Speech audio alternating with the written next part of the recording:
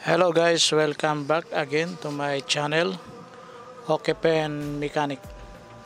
So today guys, we will be repairing or fixing this printer Laserjet M402dn.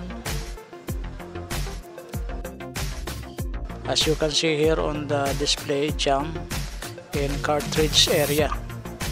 So ito po yung pinapakita nung printer. So let's say, tingnan natin kung anong meron sa printer na to. So buksan ko yung cartridge nya, alisin natin yung kanyang toner.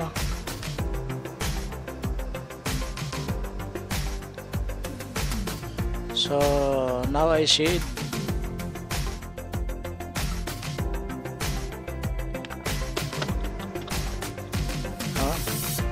So dito guys, naipit siya nung flapper. Yung flapper guide nya, ito nandun siya. Ayan, kitang kita nyo guys, meron siyang papel. So hindi pa natin alam kung bakit na-stuck yung papel dyan. So ang gagawin muna natin ay aalisin muna natin yung papel. Dahan-dahanin lang natin yung pag-alis na ito. So ayan, tinuto ko lang yung aking camera sapagkat minsan out of focus. So alisin natin guys itong tray 2. Ayun, yung papel nya hindi siya pumasok lahat. Ayan.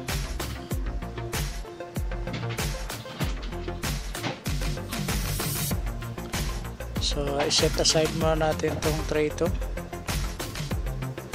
So itong papel naman, ihilahin natin ng dahan-dahan na makuha natin ang buo, kasi kapag hindi natin nakuha ng buo, napunit, and then doon siya sa loob na iwan, so mahirapan tayo magtanggal.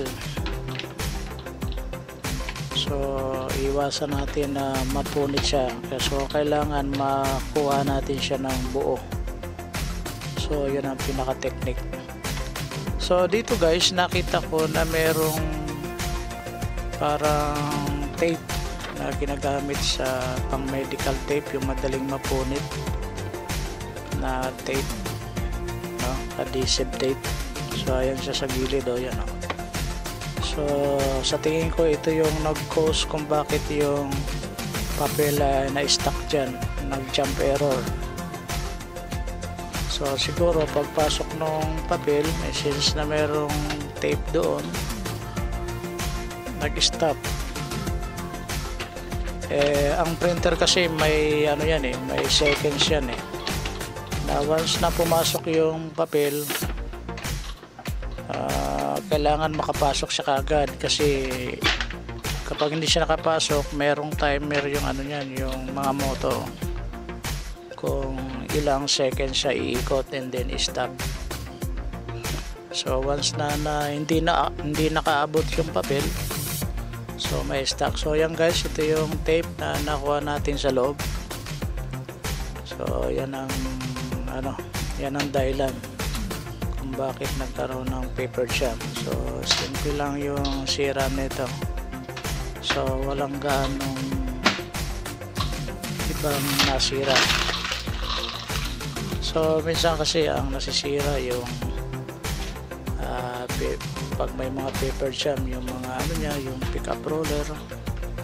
So dito guys, yun lang ang problema, yung merong adhesive tape na pumasok doon. Siguro yung mga gumagamit na ito, gumagamit ng masking tape, hindi nahulog doon sa tray 2,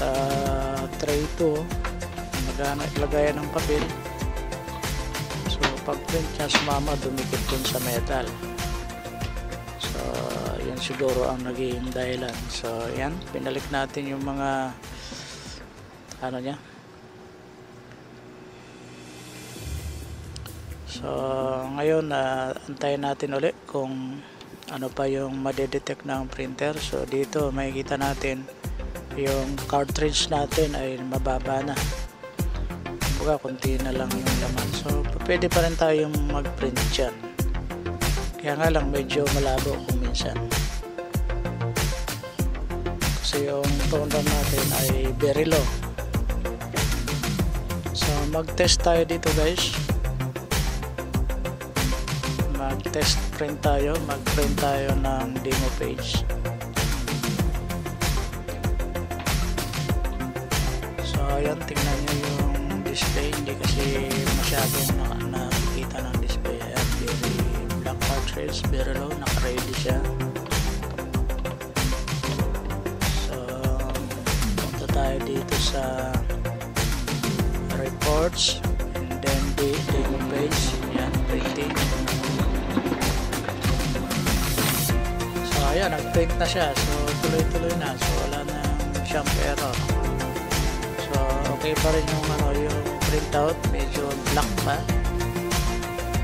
pero kailangan na rin palitan yung cartridge niya, hindi na abot ng 100 page siya.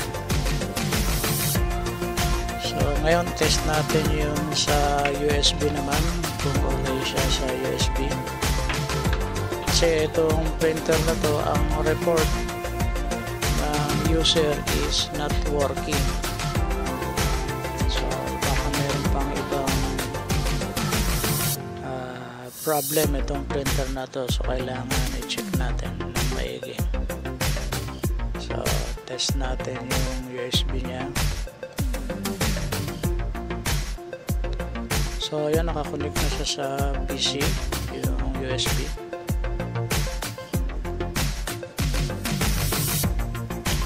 So nagkamali yata ng kabit, naikabit ko sa internet. Ayan, kaya walang detection. So doon natin lagay sa USB guys, huwag nyo kaya kailangan check na kung saan nyo na ipasok.